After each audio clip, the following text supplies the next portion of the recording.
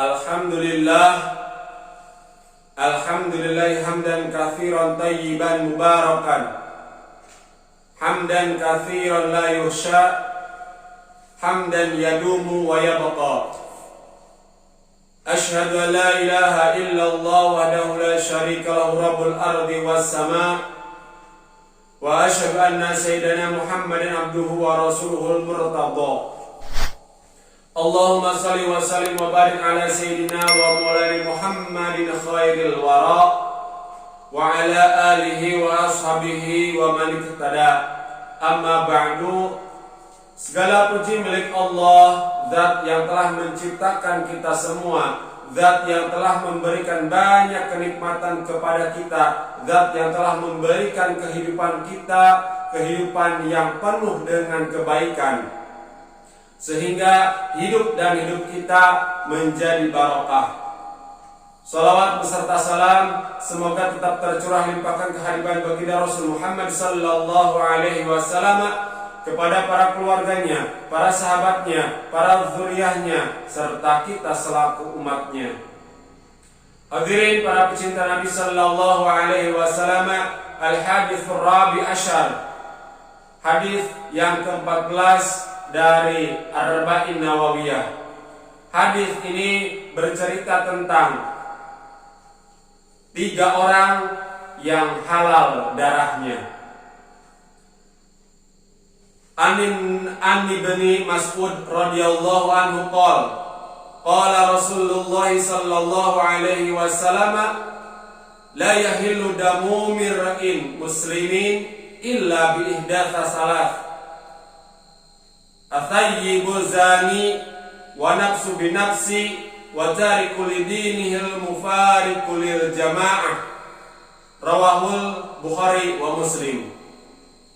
Dari Ibnu Mas'ud radhiyallahu anhu, ia berkata bahwa Rasulullah sallallahu alaihi wasallam bersabda, 3, tidak halal darah seorang muslim kecuali disebabkan salah satu dari 3 perkara. Yang pertama, janda atau duda yang berzina. Dalam kasus ini bukan hanya janda dan duda, tapi laki-laki atau perempuan yang sedang dihukumi. Artinya seorang yang dalam pernikahan termasuk di dalamnya. Orang yang dalam pernikahan berzina. Yang kedua, pembunuhan dibalas dibunuh. Yang ketiga, orang yang murtad keluar dari agama, memisahkan diri dari jamaah. Hadis riwayat Imam Al-Bukhari dan Imam Muslim. Hadirin para pecinta Nabi sallallahu alaihi wasallam, perzinahan merupakan suatu perilaku yang sangat buruk. Perzinahan adalah perilaku yang dibenci oleh Allah Subhanahu wa taala. Oleh karenanya, setiap muslim dan muslimat wajib menjaga dirinya menghindari perbuatan zina, dan dituntut bahwa orang tersebut dituntut untuk menjaga keluarganya terjerumus ke dalam jurang perzinahan. Qu anfusakum wa ahlikum nar, jagalah dirimu dan keluargamu dari jilatan api neraka. Perzinahan itu diancam oleh Allah dengan ancaman yang sangat berat, yaitu neraka. Dan ancaman di dunia bahwa orang berzina itu adalah halal darahnya, halal untuk dibunuh. Rasulullah sallallahu alaihi wasallam bersabda, la tazalu ummati bi khair ma lam yahshu fihim zina faida fasafihim fahasimu zina fa'ausaka ayyamahumullah. Senantiasa umatku di dalam keadaan baik selama tidak tampak pada mereka itu perzinahan. Maka apabila tampak pada mereka itu perzinahan, atau ada lokasi-lokasi tempat untuk melakukan zina, tempat untuk melakukan prostitusi, atau ada orang yang sudah tidak mau, atau ada orang yang sudah tidak malu melakukan perzinahan. Ini termasuk ke dalam tampak, kelihatan ada tempat perzinahan dan orang tidak malu lagi berzina. Maka hampirlah bahwa Allah Subhanahu wa taala akan meratakan mereka dengan azab. Hadirin para pecinta Nabi sallallahu alaihi wasallam, dilanjutkan oleh baginda Rasul Muhammad sallallahu alaihi wasallam dalam sabdanya, la tazalu ummati bi khairi mutamasikin amruha ma lam yadhhar fihim waladuz zina. Senantiasa umatku itu dengan kebaikan dan teratur perkara mereka selama tidak timbul pada mereka itu zina. Jika sudah timbul banyak perzinahan, banyak anak zina, maka ini tanda bahwa umat Nabi Muhammad SAW dalam keadaan tidak baik. Tanda bahwa kebaikan kita dicabut oleh Allah. Rasulullah SAW bersabda lagi, al-muqim ala zina ka'abidin wathan. Orang yang mendekati, orang yang terus-terusan, orang yang membiasakan perbuatan zina, dia seperti penyembah berhala. Hadirin para pecinta Nabi sallallahu alaihi wasallam, dalam dunia modern ini, dalam dunia Android, dalam dunia yang serba mudah mendapatkan akses internet, dunia yang seakan-akan sekarang dalam genggaman, apapun bisa dibuka, apapun bisa dilihat, berita apapun akan masuk. Maka jaga anak kita, jaga keluarga kita, bahkan kita jaga diri sendiri agar tidak terjerumus dalam sesuatu, yaitu kemaksiatan di dalamnya, yaitu zina. Zina bukan hanya dilakukan dalam aspek berhubungan suami istri, tapi aspek yang lain pun banyak menyangkut perzinahan. Maka dengan jelas bahwa teknologi bisa saja membawa seseorang kepada ketakwaan kepada Allah dan kecintaan kepada baginda Rasul Muhammad SAW. Di sisi lain, bahwa teknologi ini akan menjerat manusia jatuh kepada jurang kenistaan. Bagaimana kita memanfaatkan teknologi supaya teknologi itu bisa membawa dan membuahkan hasil kepada kita iman dan takwa kepada Allah Subhanahu wa ta'ala. Sekali lagi, jaga keluarga kita, jaga keluarga kita, jaga teman-teman kita untuk tidak terjerumus ke jurang perzinahan di era teknologi yang semakin modern. Perzinahan bukan saja membawa bahaya di akhirat, perzinahan juga membawa dampak yang negatif, dampak yang luar biasa begitu buruk di dunia ini. Para ulama menjelaskan bahaya perzinahan. Yang pertama, bahaya dari zina itu yukhadu bimithlihi min dzurriyyati zani. Orang yang melakukan perzinahan nanti keturunannya pun akan melakukan perzinahan. Na'udzubillah, summa na'udzubillah. Makanya kita, keluarga kita, jaga dari melakukan perzinahan. Bahwa perzinahan itu kata Rasul akan terus-terusan. Bahwa kata para ulama akan terus-terusan dilanjutkan mewarisi dosa perzinahan.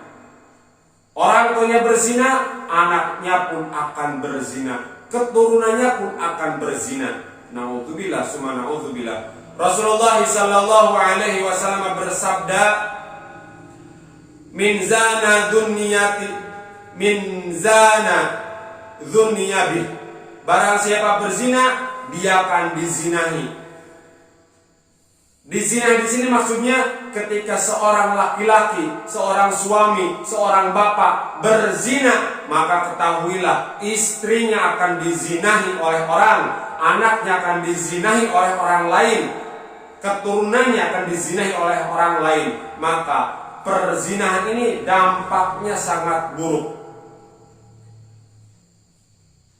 Hadirin para pecinta Nabi Sallallahu Alaihi Wasallam, buruknya hisab di hari akhir itu dampak bahwa bahaya daripada perzinahan, su'ul hisab, bahwa akan buruk pertimbangan nanti di akhirat. Wudhina ibadatus sitina sanatan bitilka zariyah farazahati zariyah bihasanatihi. Jika ditimbang 60 tahun, jika ditambah atau ditimbang 60 tahun dengan satu kali perzinahan, maka mengalahkan satu kali perzinahan itu akan ibadah 60 tahun. Lama kita beribadah 60 tahun, usia balik misalkan 15 tahun, berarti dari 75 tahun 60 tahun dia beribadah, tapi satu kali dia berzina, luluh lantah, hapus, rusak ibadahnya, pahalanya tidak ada di hadapan Allah Subhanahu wa taala. Yang ketiga, kata para ulama, bahaya dari perzinahan adalah dukhulun nar, jelas dia akan dimasukkan ke dalam neraka. Hadirin para pecinta Nabi Sallallahu Alaihi Wasallam, perzinahan adalah dosa besar.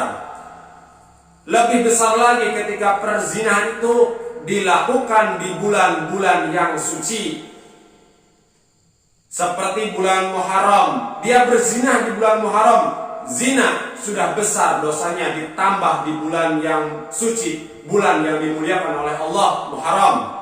Di bulan Rajab dia berzina, di bulan Dzulqa'dah dia berzina, di bulan Dzulhijjah dia berzina, bahkan di bulan Ramadan dia berzina, maka dosa besarnya berlipat. Perzinahan dosa besar. Sudah kita yakini dan kita tahu bahwa zina adalah dosa besar. Akan lebih besar lagi dosanya jika dilakukan di tanah haram. Dosa zina adalah dosa besar, akan lebih besar lagi jika dilakukan dengan orang-orang yang haram kita nikahi, dengan saudara mungkin, dengan ibunya sendiri bahkan, atau mertuanya sendiri, dengan bibinya, dengan uaknya, dengan keponakan yang lain. Dosanya berlipat. Lebih besar lagi dosa zina besar, lebih besar lagi dosa itu dilakukan dengan orang yang sudah berpasangan, orang yang sudah nikah.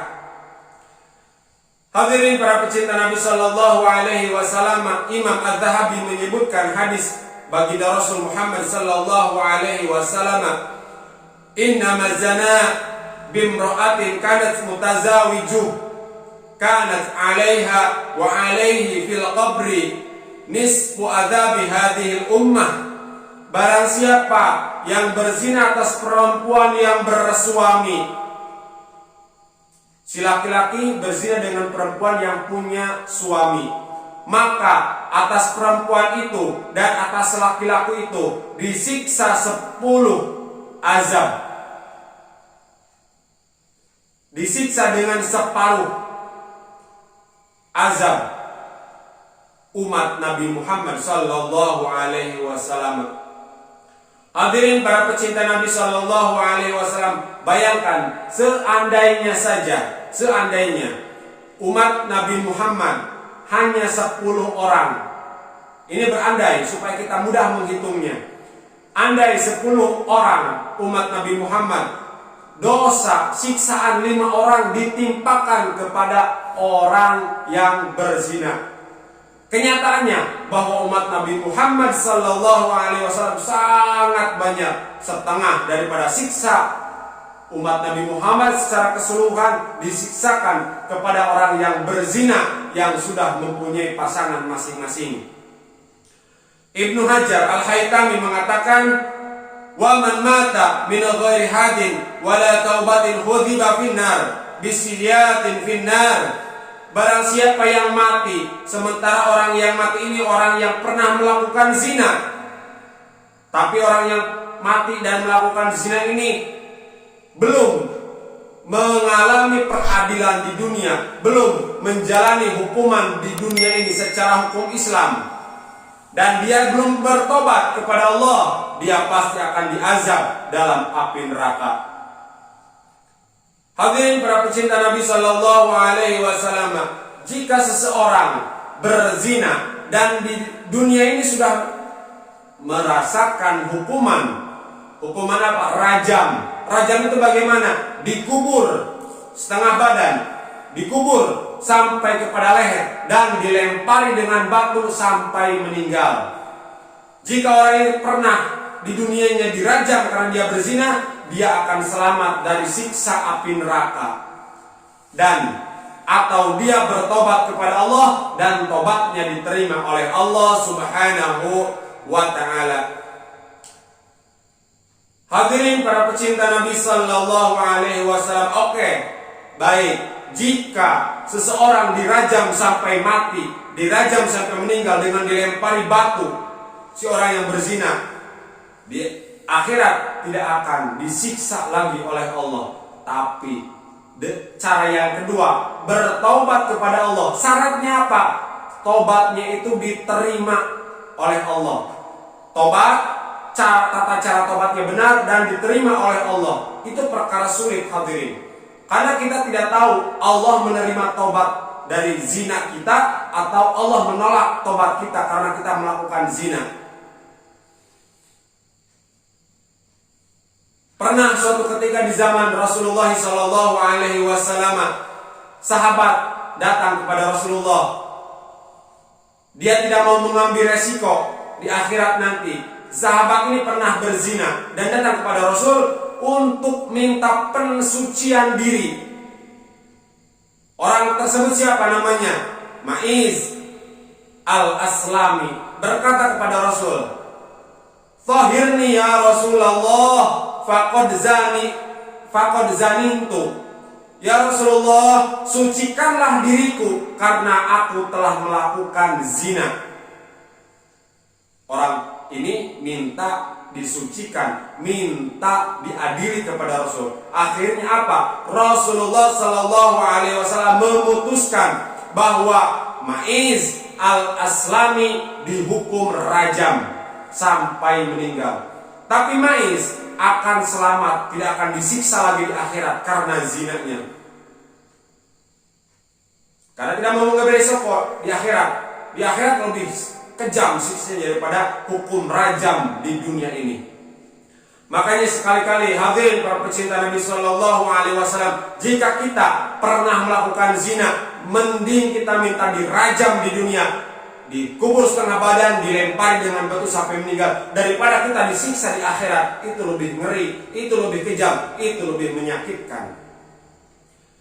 Ada lagi seorang perempuan yang bernama Al-Ghamidiyah datang kepada baginda Rasul Muhammad Sallallahu Alaihi Wasallam. Ya Rasulullah, saya telah melakukan zina, kata si perempuan, maka bersihkanlah saya ya Rasul. Lalu Rasul memutuskan bahwa perempuan ini pun dirajam sampai meninggal. Hadirin para pecinta Nabi Sallallahu Alaihi Wasallam, orang yang kedua yang halal darahnya, yang pertama bahwa orang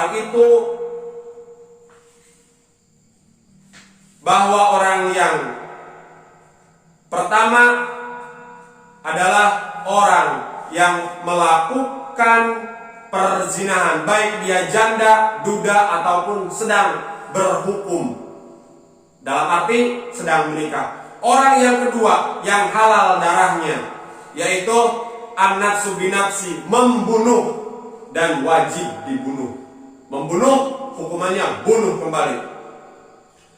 Orang muslim membunuh orang muslim, maka jika dia ingin selamat di akhirat, hukuman dia di dunia harus dibunuh juga. Supaya apa? Di akhirat dia selamat, tidak akan disiksa lagi. Dalam Al-Quran Allah Subhanahu wa ta'ala menjelaskan, A'udzu billahi minasyaitonir rajim, wa may yaqtul mu'minan muta'ammidan fajazauhu jahannam khalidan fiha.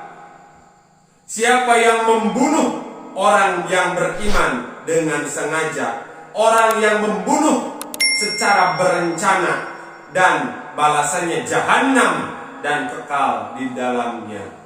Hadirin para pecinta Nabi Sallallahu Alaihi Wasallam, orang yang membunuh, kata Allah dan kata Rasulnya dibunuh kembali. Bagaimana jika hukum di kita adalah dengan tidak dibunuh kembali? Maka dia masih akan berhubungan dengan malaikat atas ketetapan Allah. Dia akan dihukumi di akhirat. Karena ketetapan Allah, jika membunuh dengan sengaja, membunuh secara berencana, maka dia harus dibunuh kembali. Jika peradilan dunia memutuskan dia hanya didenda atau bahkan dia dipidana dengan sekian tahun penjara, dengan penjara seumur hidup misalkan, maka orang ini akan tetap mendapatkan peradilan di akhirat. Dia belum terlepas daripada jerat hukum Allah Subhanahu wa ta'ala. Hadirin para pecinta Nabi Sallallahu Alaihi Wasallam. Dan yang ketiga, orang yang darahnya halal. Artinya orang ini boleh untuk dibunuh, ditumpahkan darahnya. Siapa? Dari hadis ke-14 Arba'in Nawawiyah, wa tariku lidinihil mufariku lil jamaah. Orang yang meninggalkan Islam murtad, memisahkan diri dari jamaah, orang ini halal darahnya, berhak untuk dibunuh. Rasulullah sallallahu alaihi wasallam bersabda, "Man badala dinahu faqtuluh." Siapa saja yang menukarkan agamanya dari Islam, artinya dia pindah agama kepada agama lain, maka bunuhlah dia. Orang murtad hukumannya dibunuh. Hadirin para pecinta Nabi sallallahu alaihi wasallam, orang Islam bukan hanya keluar dari atau pindah agama ke agama lain itu disebut murtad, tapi pengertian murtad di sini begitu banyak. Bukan hanya orang yang keluar dari Islam, orang Islam pun sendiri meskipun tidak keluar, dia bisa dikategorikan murtad. Siapa orang tersebut? Orang yang menghinakan, orang yang menistakan Rasulullah sallallahu alaihi wasallam. Orang ini murtad. Hati-hati dalam perkataan, dalam tindakan. Jangan sampai kita menistakan, menghinakan Nabi Muhammad sallallahu alaihi wasallam. Siapa lagi? Orang yang menginjak-injak Al-Quran, orang yang menduduki Al-Quran, atau orang yang menendang-nendang Al-Quran. Dia muslim tapi melakukan itu kegiatan menginjak Al-Quran, maka dia murtad. Siapa lagi? Orang yang menginjak-injak hadis baginda Rasul Muhammad sallallahu alaihi wasallam, menghinakan, menduduki hadis baginda Rasul Muhammad sallallahu alaihi wasallam, dia juga murtad. Siapa lagi? Orang yang menginjak-injak, orang yang menduduki kitab-kitab syara, maka dia termasuk golongan yang murtad. Halal darahnya, boleh untuk dibunuh. Atau hadirin para pecinta Nabi sallallahu alaihi wasallam, orang yang membuang potongan ayat Al-Quran, membuang potongan satu ayat dalam Al-Quran, ada tulisan satu ayat dalam kertas, dia buang secara sengaja ke tempat sampah, maka orang itu pun termasuk kategori murtad, maka halal darahnya. Maka berhati-hatilah ketika ada tulisan bahwa itu Al-Quran, hati-hatilah bahwa itu ada tulisan hadis. Jangan sampai kita membuang dengan sengaja, membuang dengan sadar itu tulisan, karena kita akan termasuk kategori orang murtad. Murtad berarti halal darahnya, boleh dibunuh. Hadirin para pecinta Nabi sallallahu alaihi wasallam, dari tadi kita berbicara tentang menumpahkan darah, kita berbicara tentang bunuh membunuh. Orang yang berzina sudah menikah, orang yang berzina dalam kondisi duda, orang yang berzina dalam kondisi janda boleh dibunuh.